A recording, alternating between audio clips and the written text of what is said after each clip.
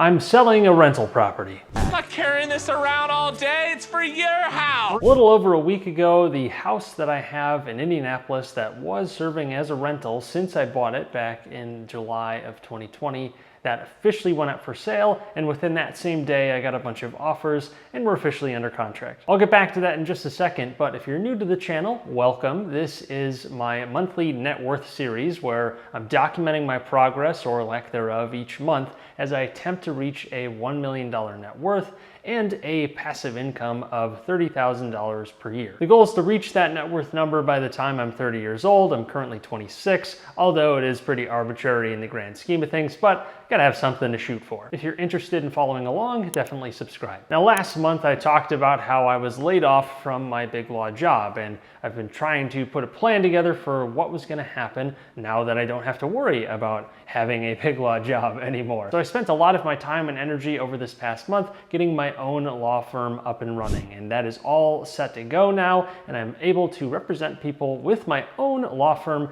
in Illinois and Texas. I have a couple people that I expect to start representing in the very near future. I'm working on some of the finer details right now, but my first official client, I suppose, is actually another law firm, in that law firm is contracting me out as a subcontractor with some of their excess hours. And apparently this is actually pretty common in the small law space where it might not make a whole lot of sense to bring on a full-time associate. So instead of doing that, a lot of these firms will pass on excess work by contracting it out to independent attorneys or other small law firms, and that way you can take on the extra work without necessarily having to bring on a permanent employee. And given my situation, since I'm just starting out my own law firm, I'll gladly take the hours, get some more experience, and I'll be making more money per hour than I would have been in big law because I don't have all that big law overhead to worry about. Either way, it's very reassuring to see things in motion so quickly. It's also been very nice having the freedom to decide what I actually want to work on. But anyways, let's get into this month's numbers. As a reminder, last month our net worth was just shy of $142,000. As always, let's start with the good stuff, the assets.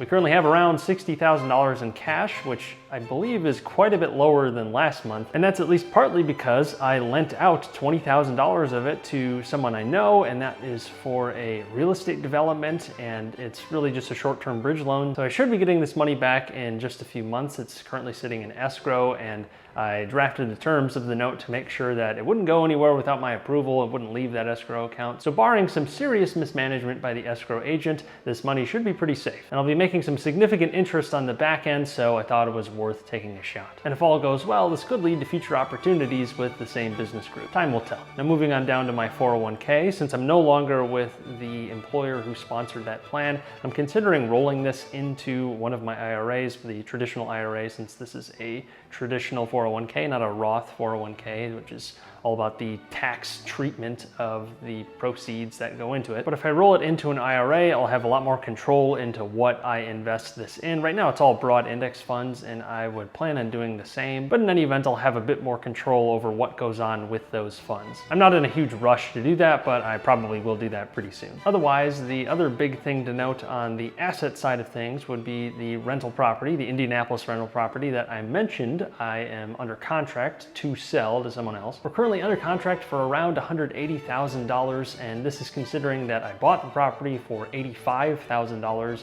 back in July of 2020, and thanks to a ton of carefully monitored monetary policy, it's now more than doubled in value. Though to be fair, I did get a really good deal on it when I bought it at the time, and I did put around $30,000 to $40,000 in it over the last few years. But still, it's amazing what currency debasement can do. Now, I did say I'm selling it for $180,000, but it's listed as $155,000 on my asset sheet, and that's because that is what I would call after all the applicable fees and taxes that are going to come with the sale most likely. You have the broker fees, that's going to be about 6% of the deal. And then you have some closing costs here and there, but you also have capital gains and recapture taxes, since I did depreciate this property for a few years. So I'm going to have a significant tax obligation here potentially if I don't offset it elsewhere. So when you take all of that into consideration, my take home here is probably going to be more like $155,000. But the tax bill itself wouldn't be due until next April, so you get a bit of time benefit there. And again, that's assuming I don't offset it elsewhere. But all told, that leaves me with just over $1.3 million in assets. And now onto liabilities. There aren't really any major updates here on the debt side of things, so we can go ahead and take a look at the debt paydown chart right now. And as you can see, I didn't make any massive extra debt payments towards all of these balances. I did do a little bit extra on one of my personal loans here where I paid a couple extra $1,000 towards the balance, but I am trying to be careful with my cash right now. I did just lend out to someone else as well, so don't want to get too reckless here with throwing it all towards the debt and then I'm left with no cash. But I was able to pay off over $5,000 in debt over the last month. Granted, almost all of that is sort of automatic principal pay down that comes from making minimum payments on all my loans, but I'll definitely take that. But that means year to date, I've paid off about $46,000 in debt. I am trying to reach $200,000 in debt pay down by the end of the year, so I am falling behind schedule if you look at it on a monthly basis. But in the last few months, I really haven't made very many extra payments. However,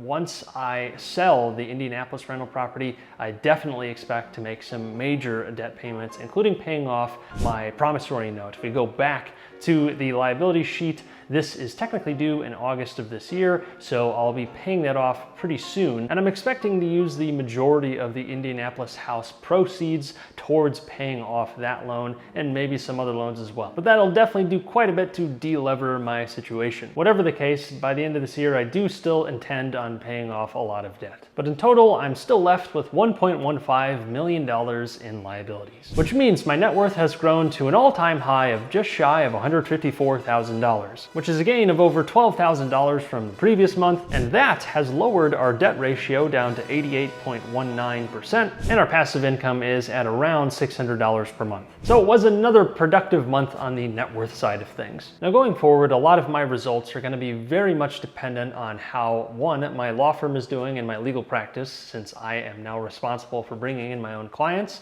and two, how my business portfolio is going. Right now, I just have the steam cleaning business. How is that going? Is that incinerating cash, or is that producing some big cash flow, depending on whatever's going on in a given month or year? The same would go for any future businesses that I own, and I do want to try and get another deal done by the end of the year. But whatever the case, I'm trying to make this year a big one. There's a lot to learn, there's a lot to do, there are a lot of things I could be doing, and this is one of the last years before I end up having kids. So I want to take advantage of the time that I have now before that happens, and all of this really is kind of with that in mind. I am trying to provide for my future family, provide the life that I want to live and that I would think my family would want to live, so it's all with that in mind, and it would be best not to squander the present. Whatever's going on, I'll be sure to document it here. So be sure to subscribe so you don't miss future videos. And as always, thank you for watching.